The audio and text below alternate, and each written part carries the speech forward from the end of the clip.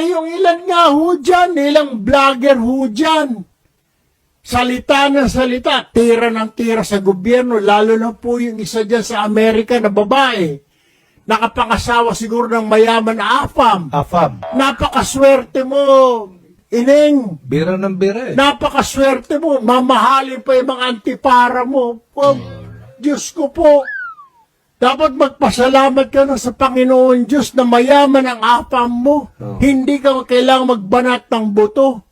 Dagdag ka ng dagdag, comment ka ng comment, mga pulburonik, mga ahas na puti. Why don't you come home? Tama. Why don't you come home and Mag-suggest. help this country? Tama. Kung talagang may malasakit ka sa bayan mo, umuwi ka rito, ibenta mo or i-donate mo yung kayamanan mo na galing sa AFAM mo na Amerikano, ibigay mo sa mga mahihirap dito. Kasi nagko-complain ka eh. Diba? Bakit hindi ka umuwi dito? And then you do the fight, you do the battle. Ay, hindi niya magawa yan. Takot yan sa Pilipinas pag gumawa na kung ano. Kasi comment siya ng comment. Or ma'am, eh, sa Amerika siya. baka po pwede ma'am sa 2020, ikaw kaya tumakbo ng pagkapangulo. Ikaw na lang kaya. You run as President po of the Republic. Okay, Speaker. Or yung isa yung or cornet. Gusto niyo ho, tumakbo kay Senador or Congressman. Kayo mag-speaker. Hi, Erwin. How are you doing, my darling Clementine? Okay. Okay, mga kababayan. Ano ba ang isasagot natin kay Erwin? Okay? Okay, nakikita ko yung comment ninyo. Okay, mga kababayan. So, inilabas natin ang issue ni Erwin Tulfo na kung saan nung siya ay pumunta sa Amerika, ay nagnakaw siya ng identity sa katauhan ni Erich Sylvester Tulfo. 'Di ba? I-recap lang natin para sa mga kapapasok lang. 'Di ba? Ang nakuha nating impormasyon base doon sa dokumento galing sa US Embassy na kung saan ni-revoke. Okay? Pinakita na natin yan sa Boljakan. Erwin, pinirmahan, 'di ba, yung iyong na-revoke ang iyong US passport. Ito kasi yan, Winong. Okay, balikan natin yung mga issue, mga palangga. So, hindi ka talaga si Erich Sylvester Tulfo. At hindi ka rin ipinanganak sa Hawaii. 'Di ba?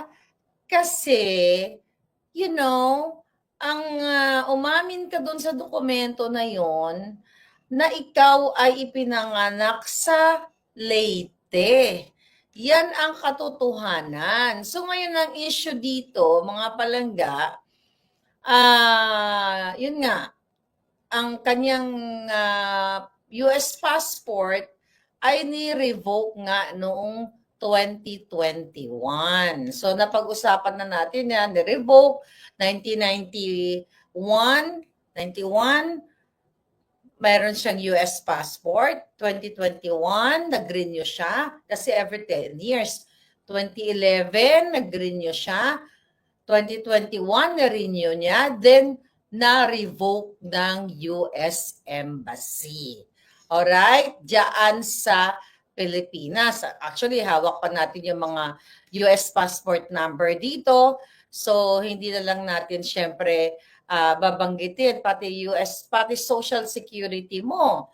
Pero kasi hindi na to sa'yo. US Social Security ending 2169 is hawak ko din ang information. Kasi nga, mayroong mga nagmamagandang loob sa atin, mga kababayan. So, napag-usapan na natin kung ano yung mga fraudulent acts o yung mga violations na kung tutusin, pwede talaga dapat ipataw dito kay Erwin Tulfo. So ngayon, mga kababayan, sumagot siya. Natural lang naman na sumagot siya dahil mga palangga, kailangan niya talagang ipagtanggol yung sarili niya. Imagine mo naman, sa 2 birthday mo. Bumi-birthday ka ng August 10, 1963, pinanganak ka sa Tacloban, bumi-birthday ka rin ng December 30 na ipinanganak ka ng 1965. So ito kasi pinakinggan ko ang iyong yung show ninyo with Aljo Bendio. Ito naman si Aljo Bendio, syempre kaibigan mo yan. Sul-sul yan. Oo nga. Okay. Here's the thing, pating. Dito po sa aking mga palangga na gusto nyong maliwanagan. Okay? Ako, ito, ngayon pa lang sinasabi ko sa inyo, hindi po ako tatakbo sa kahit anong pwesto ng gobyerno. At hindi rin po ako papasok sa pwesto kung ano pa man. Dahil nga, sinabi ko na sa inyo, I was offered, pero hindi. Ngayon panindigan ko, wala akong planong tumakbo. So magjo-joke man ako sa, boto niyo ako presidente, that's only a joke. But wala akong planong pumasok.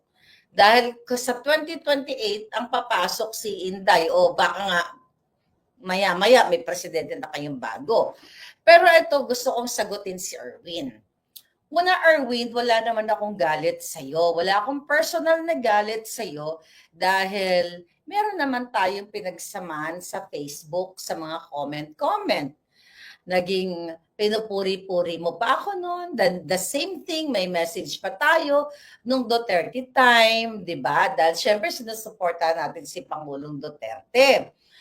Walang problema doon. I'm not supposed to, hindi kasi porket magkaibigan tayo, hindi ko na lang to, I'm not claiming na magkaibigan tayo na nag-uusap tayo.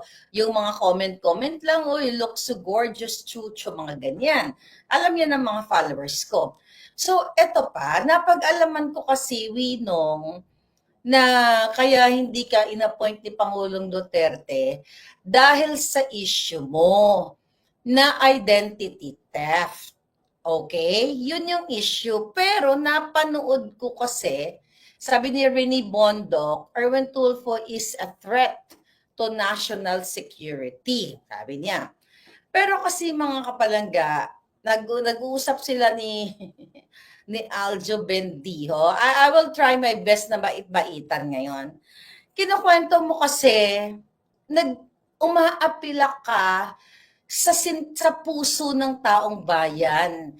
Eto na naman pinapaikot na naman kayo ni Tulfo at iba, we're just talking about Erich Sylvester.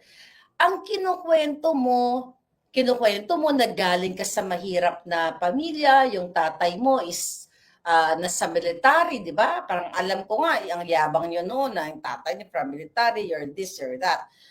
Walang problema yon. Kinukwento mo na 10 kayong magkakapatid, na ang pinapaaral muna, ang priority muna si Mon Tulfo. Na-meet ko yan nung college days ako. Na-interview ko yan. Na-post ko nga yung picture na yan ni Mon Tulfo before.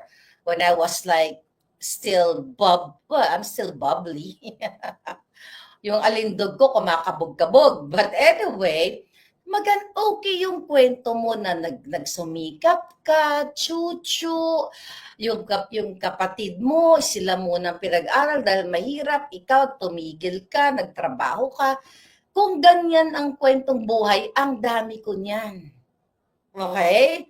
Pero I'm not here para ikwento yung buong kwento ng buhay ko kasi nakwento ko na yan sa mga palangga ko, pero slight lang.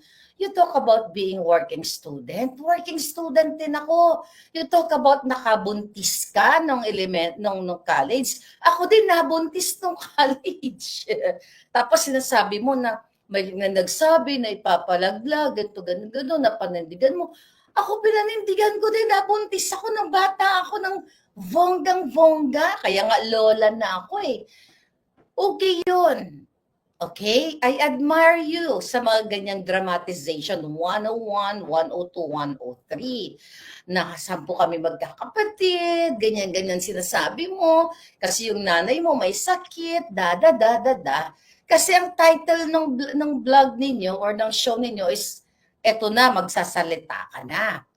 Ang issue dito, Erwin, Hindi about yung naranasan mong kahirapan. Tapos, nag-aral ka sa UE, ganyan-ganyan. Hindi tayo naging ay, matanda ka pala sa akin. 'Di ba?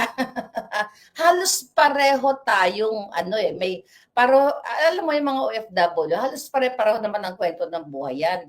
Na, nakahirapan, nag-aaral, chuchu-chuchu, hanggang sa isang araw, di ba, nakabuntis ka nga ng iyong jowa, pinanindigan mo sa Pampanga, chuchu-chuchu, hanggang sa ang hirap ng buhay, naisip mong mag-Saudi, dahil na-admire ka doon sa mga malalaking ginto, na mga Saudi boy or Saudi girl, noong unang panahon, 80s, ganyan, di ba? Pumila ka sa sa OWA, sa POA or 'di ba? Pumila daw siya para mag-apply, hindi siya natuloy sa Saudi. Then kinontak na yung kinontak mo yung kamag-anak mo dito sa Amerika, sa San Francisco. That's good. Lahat tayo gusto naman talagang makaahon sa kahirapan. Then you talk about your life here in America, na nagtulak ka ng mga pushcart para magkapera, ikaw ay naging janitor, naging casino, nagtrabaho ka sa casino, nagtatrabaho ka sa araw, sa gabi, Then kinukwenta mo, masama ba? Sabi mo, na kasalanan ba yun? Na gusto mo lang pakainin yung mga anak mo? Gusto mo lang supportan? Ay, jutang Genemes. Lahat ng OFW, ganyan ang kwento. Ganyan din ang kwento ko. Pareho tayo ng kwento. Yun nga lang, hindi ako nag-TNT. But I'm not the bida. Here, you are the bida. Okay? Nakwento yan. Alam niyo yan, mga palangga. Kwento ka na ganito, nagkukuha ka ng card. Siyempre nga naman, yung mga tao, yung mga, well, I will not address you nga. Because I want to educate you. Kaya lumulubog ang Pilipinas, lumulubog ang buhay ninyo dahil sa mga ganitong klaseng politiko. Kinuwento mo na ganito, ganyan, ang hirap kasi kailangan mo magpadala ng pera, nabuntis yung asawa, mga ganyan. Kasalanan ba kasi wala kang nagawang krimen? Fraud, identity theft, ay fraud yan. Kasalanan yan. Sinabi ko na sa iyo, based dun sa article, what do you call it, sa mga batas na sinight natin in the last few days ago, kahit 250 years pwede ka makulong. Ang issue, Erwin, hindi sa pagiging TNT. Marami akong mga kakilalang TNT. And I don't judge them. Kasi pareho tayo ng punto na kailangan mabuhay ng tao. Kaya galit na galit ako kay Romualdez, Babes Romualdez, nung nanalo si Lolo Trump ko, na sinasabi niya, umuwi na kayo mga Pilipino. Umuwi na kayo kasi papadeport na kayo ni Trump. Remember that, palangga?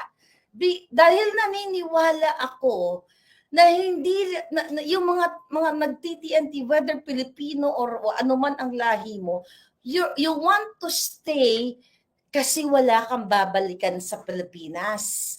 Kasi mahirap ang buhay, wala kang babalikan sa Romania, sa Italia, kasi iba-ibang lahi dito eh.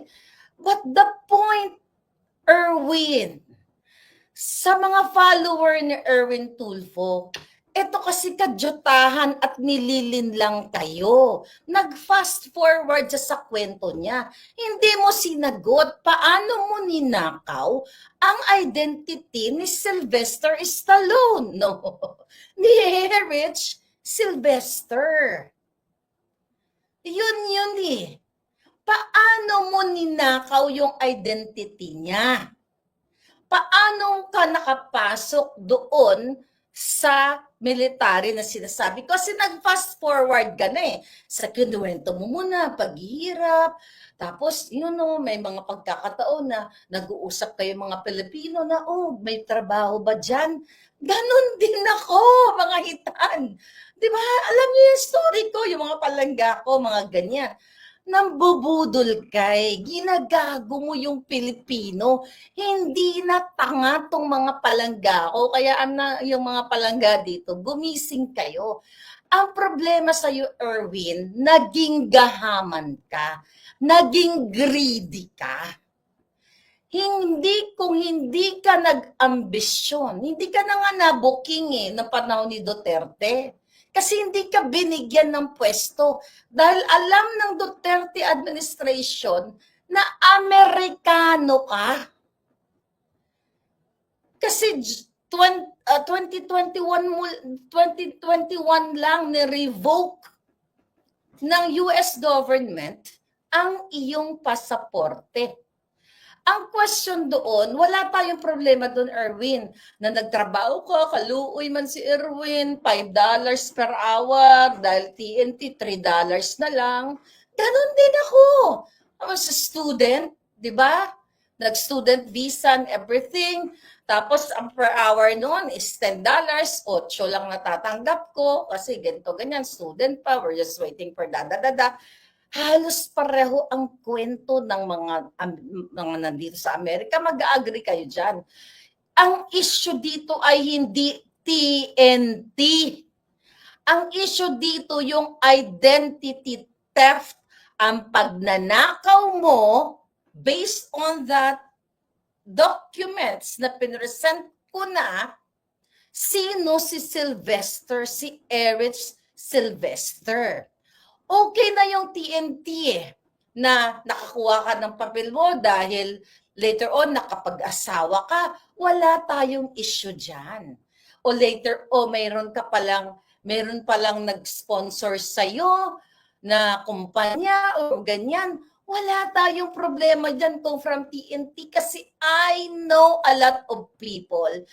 May mga classmates ako dito sa Amerika na telearalan kami, nag-aral-aral kami ng bonggang-bongga, tapos yung iba hindi nakakuha ng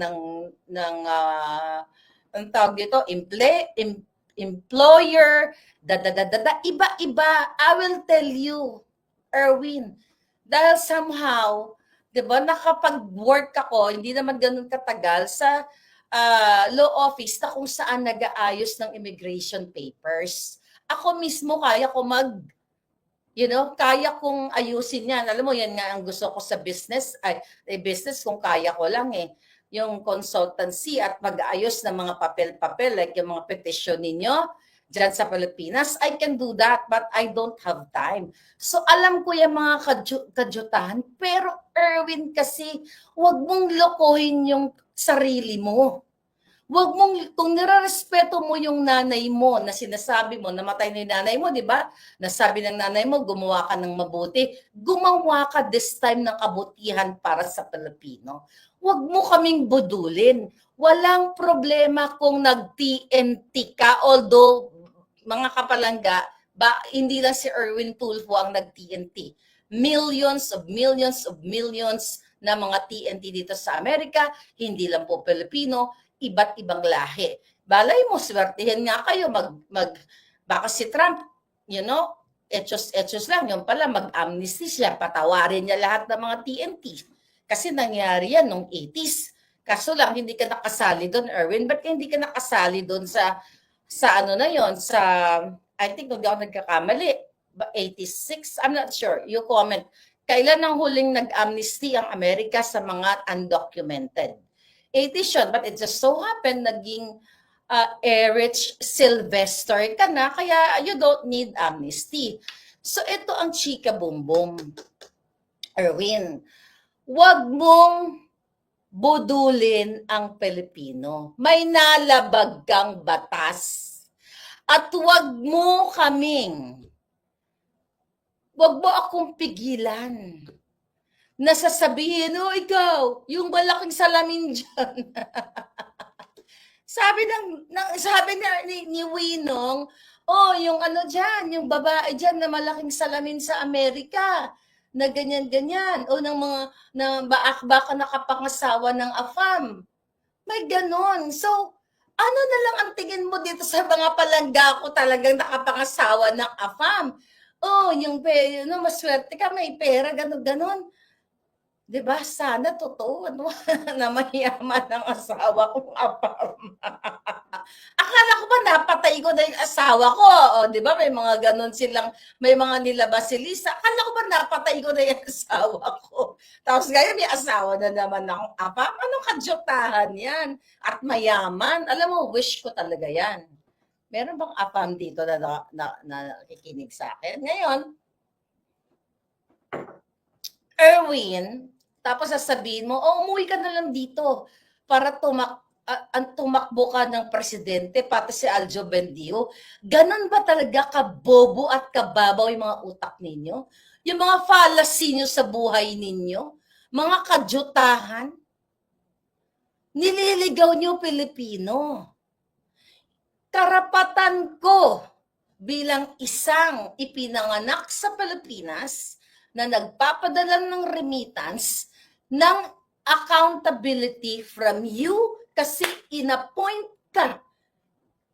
I mean, ginawa ka ni Tambaluslos na congressman at sweldado ka ng bayan.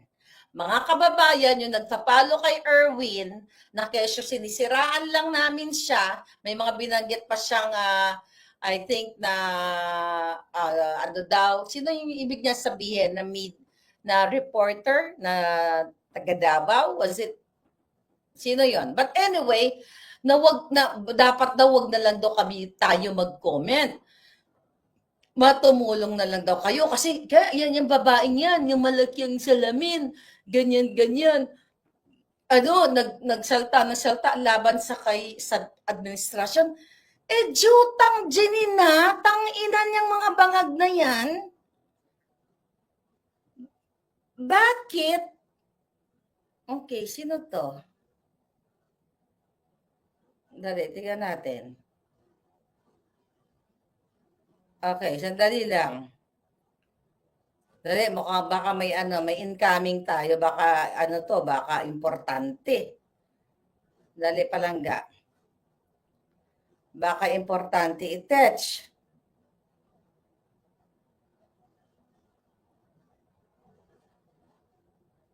Okay. Sige, babaya. Okay, tuloy ko. So, ang punto de vista, thank you palangga, you're watching. So, ang punto de vista dito, Erwin, yung pagnakaw mo kay Sylvester Stallone, ba't hindi naka-on yung aking what the heck? Di ba, may card, may pa naman. Sa kay Erich Sylvester. At yung sinasabi mo na hindi kami what do you call it? Huwag na kami magkomentaryo o magkritiko sa bangag na presidente. Yung malaging salamin dyan, mamahalin yung salamin, nainggit ka. At least hindi ko to ninakaw sa bayan. At ang iba dyan, regalo. Di ba, wala ka sa tono eh. Salamin ko ba ang issue? Ang issue dito, Erwin, yung pagnakaw mo ng identity ni Sylvester, the Erich Sylvester. Yun yung na-miss mo sa kwento. Paano mo nakuha yung US citizen mo? Paano ka nakakuha ng passport? Dahil ipinaliwanag dyan, 1991, nakuha mo yung US passport mo through Erich Sylvester. Paano mo nakuha? Sino si Erich Sylvester? You know, I'm fond of forensic files. Marami dito ginugurgur. Kunyari, kaya ang question ko, si Erich Sylvester ba ay nagurgur? Ano ba siya? Buhay pa ba si Erich Sylvester? Sino siya? Kamag-anak mo siya? Bakit nanakaw mo? Based on that document na pinorward sa atin, paano mo nakuha yan? Hindi issue dito yung nagtrabaho ako kasi kailangan ko buhayin ng mga anak ko. Buha ka ng ina, lahat kaming OFW, ganyan. Ako nga nakikitulog din sa friend ko. Dahil ayoko magbayad ng bago pa lang ako, ayoko magbayad ng $300. Makikitulog lang ako dati, $300. Totoo yun. Dahil syempre, kaluoy man ang aking bibi, di ba? Ganyan-ganyan, padala ko na lang to. It's all BS. Lahat yan pinagdaanan. Gusto mo mag-iyak-iyak pa ako dito? Ay naku anak, nandito si mama sa Disneyland. Mapunta din kayo dito. Tapos giniginawa ko. Totoo yung kwento yun. Dumadaan ako sa Disneyland, Erwin. Abi mo bala, Erwin? Nakaintindi ng ilong ko yan. Gumaganyan ako, Edwin, no? Tumutulo-tulo ang luha ko. Naku, yung dalawa kong anak. Dadaling ko sa Disneyland. Sana. Mga ganun, chika. Lahat, halos ng OFW, whether Amerika o saan man, pinagdadaanan niyang mga pagsusumikap na yan kasi nanay, magulang tayo na gusto natin mabigyan ng mabuting kabuhayan ang ating mga anak. But hindi ko papasukin ang identity theft, ang pagnanakaw ng identity ng may identity. Dahil crime yan, kaso yan. Dapat nga, yun nga, I hope the American government will file case against you. Ayon sa aking friendship na taga-Alabang, hi sa mga mayayaman kong friendship, akalain nyo, mga palangga, kino-question yung aking mamahaling salamin daw. Baka naman, regalo lang yan sa akin, yung iba dyan. But anyway, sabi ng ating Alabang girls, ang Alabang friendship natin, yung drama ni Erwin Tulfo na nakabuntis siya. Ano ang kinalaman ng Pilipino sa libog niya? Oo nga. Hindi justification yung libog niya para magsinungaling siya at magnakaw ng identity. Exactly. Kaya nga palang kaya di ba sabi ko, nung sabi niya nakabuntis siya, ako di ba nakabuntis eh? Masarap kaya yun. Anyway, mga kababayan, yung mga follower ni Erwin Tulfo, huwag kayo magpapaniwala sa taong to. Ang naging problema sa iyo, Erwin, naging gahaman ka. Greedy ka. Imagine mo, you have 200 million assets. And based dun sa pinakita nating dokumento, binasa nating dokumento, mga palangga, ha? Yung ano mo, yung declaration mo, ito pa issue sagutin mo.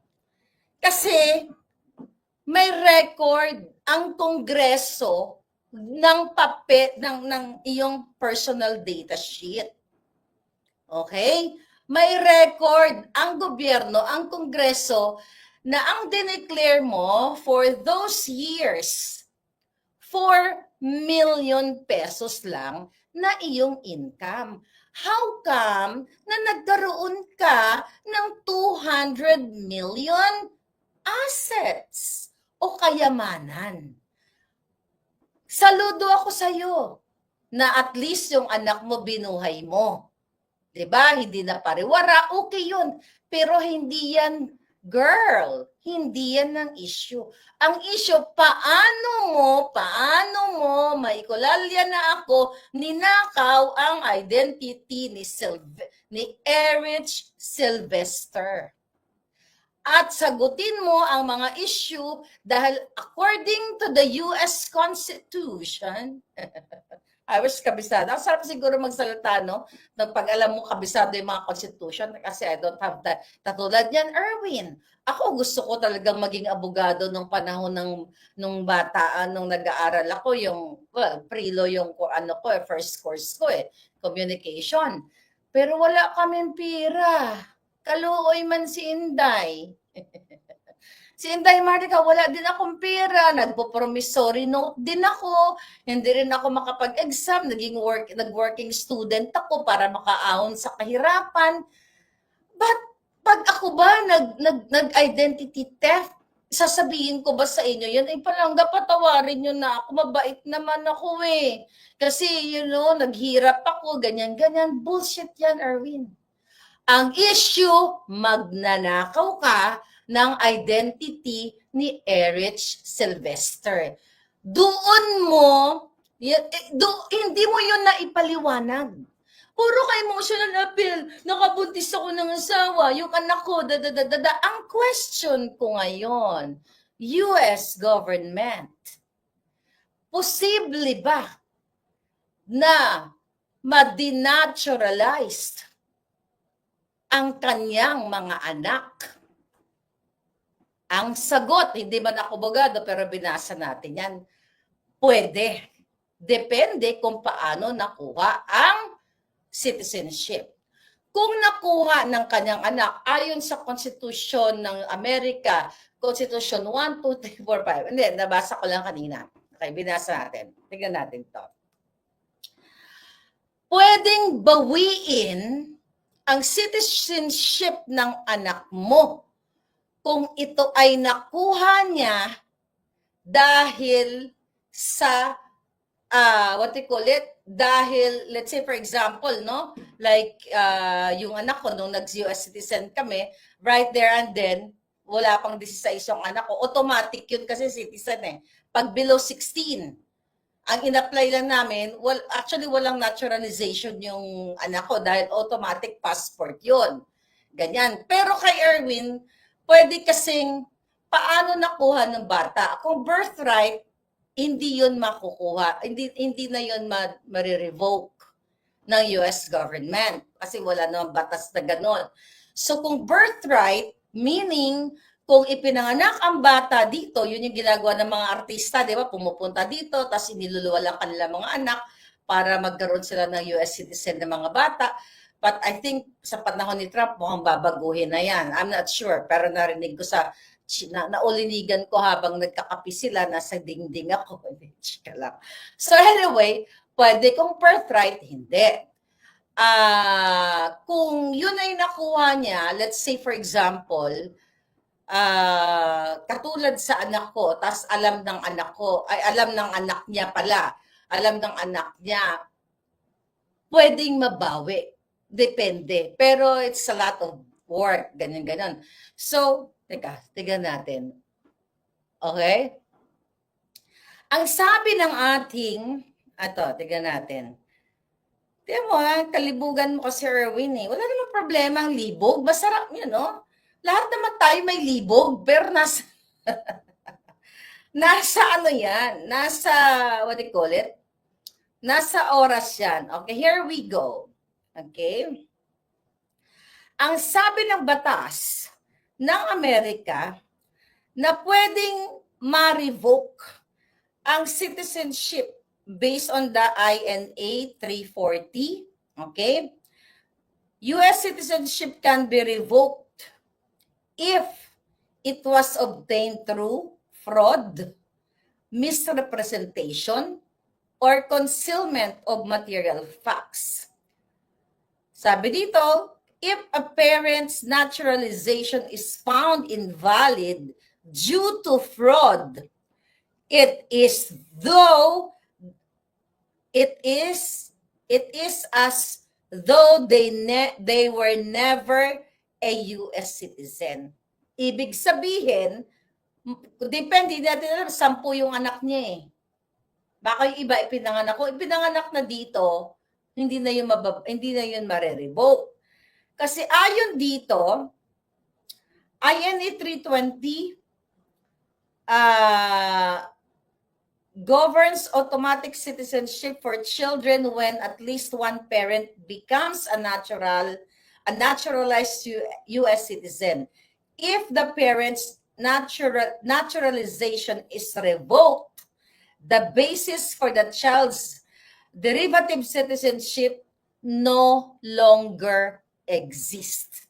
So, kung nakuha ng anak niya ang citizenship dahil sa, naging citizen yung tatay niya, si Erwin, si Erich Sylvester. Like kunyari, yung mga anak niya ay dinala niya, pinitisyon niya from the Philippines, then green card muna, di ba? Tapos,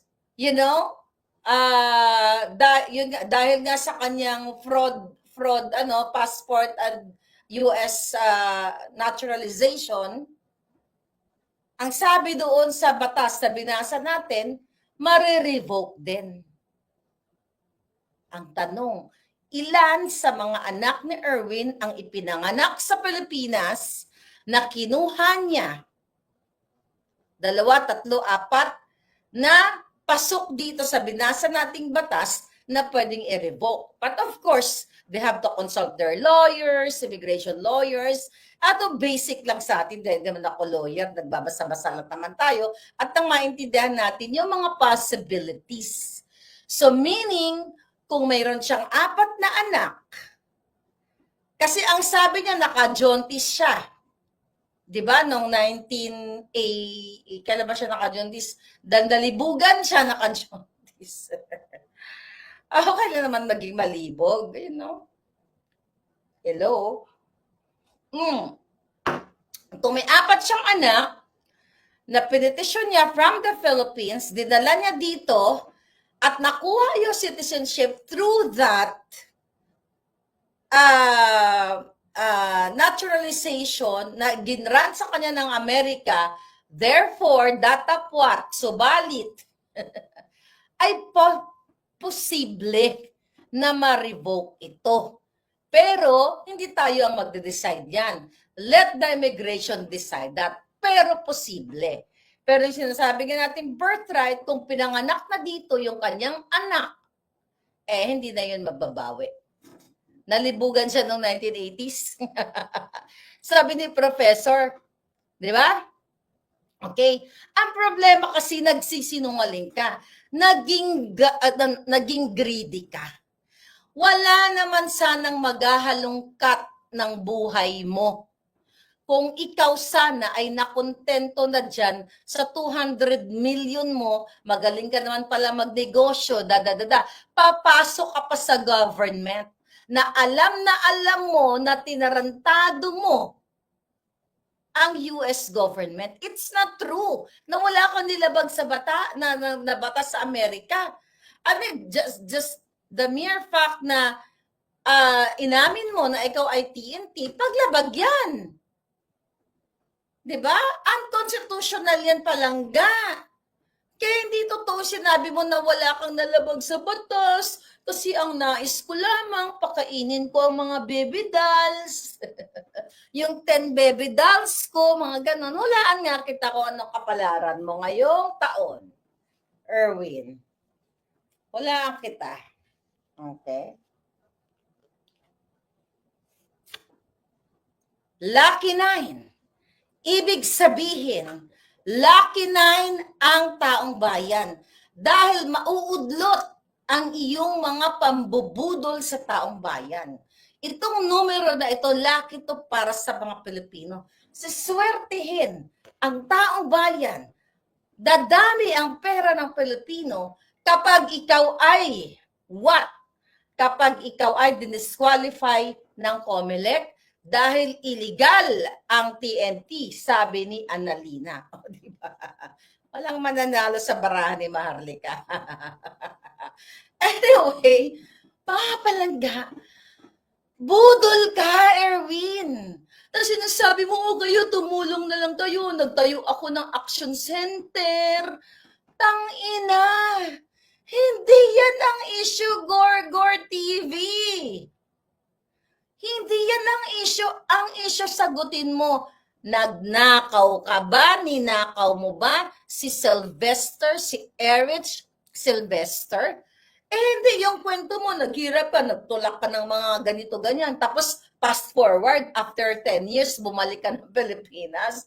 Ano yon? Kulang. Kung ako magdidirect ng buhay mo, kung ako magsusulat ng buhay mo, something's missing. Erwin, anong ginawa mo dito? Huwag kayong magpapabudol dito. Ano pang sabi mo? Mayroon pa siyang article. Bala na natin ang article ni Dodong. Giatay. So, liwanagin natin, Mahi Faustino, liwanagin natin na pwedeng ma-revoke ang citizenship ng mga anak niya kung ito ay napetisyon niya from the Philippines gamit yung kanyang yung kanyang fake identity na si Erich Sylvester. Ngayon, mga hitad, Ano ngayon ang gagawin natin? Dahil sabi, hindi niya naman ako pinangalanan, pero ako lang naman ang vlogger na nag-iisang malaki ang salamin sa Amerika. Pati salamin ko, pinakakialaman mo. Hindi naman yun ang issue, Dodong. Tapos pinipigilan mo kami na, batikos-batikos sila yung malaking salamin, yung dating broadcaster ganyan, yung abogado na ganito, binabatikos siya, hindi na lang kayo tumulong sa gobyerno, binabatikos sa mga Marcos, putangin na. Hindi namin babatikusin, gago ka ba? 5,500 flood control. Zero budget sa PhilHealth. Pag nanakaw ni Lisa, pangingidnap ni Lisa Marcos, paging kartel ng gobyernong ito, tatahimik kami? Humihingi kami ng accountability and you are part of the problem ng Pilipinas. Pipigilan mo, yung babae dyan na malaki ang salamin, yung ganyan-ganyan, na nakaasawa ng apam na mayaman. Sana all, di ba? Yung mga nakaasawa ng apam dyan, nainggit sa inyo. Yung mga mayayaman na palangga ko, shoutout doon kay Robby. May asawang, Robby ang ganda-ganda ng bahay mo sa Calabasas, invite mo ko, leche. Si Robby Taroza, kita ko yung bahay ni Palangga. Ang yaman mo bakla, nakapangasawa ng apam. Sana all, di ba? Ang issue dito, hindi nakapangasawa ng afam. Let's say, sige na, nakapangasawa ng afam na mayaman. So ano problema mo? Di ba? Sinong gustong makapangasawa ng mayamang afam ngayon? Mag-comment dyan, hanapan ko kayo ng afam. Sino ang gustong makapangasawa? Huy! Di ba? Kahit kaya, sinong gusto makapangasawa? Leche. Ano siling mo sa akin, Dodong? Huwag mo kasing gawin tanga. Si Trey K. Brandy gusto daw makaasawa ng apam. Mag-comment lang dyan. Sinong gusto makapangasawa ng mayamang apam? Si Rayson o Yarte, yung mga kaibigan ko gusto makapangasawa ng mayamang apam. Hindi yan ang issue. At hindi issue yung salamin ko. Ang issue dito, paliwanag mo, based on that document, paano mo ninakaw si Erich Sylvester Tulfo? Ipaliwanag mo na how come, where did you get your money na 200 million where in fact, yung iyong SALN ay 2-4 million lang ang dineclare mo na kinita mo dun sa partikular na taon na yon.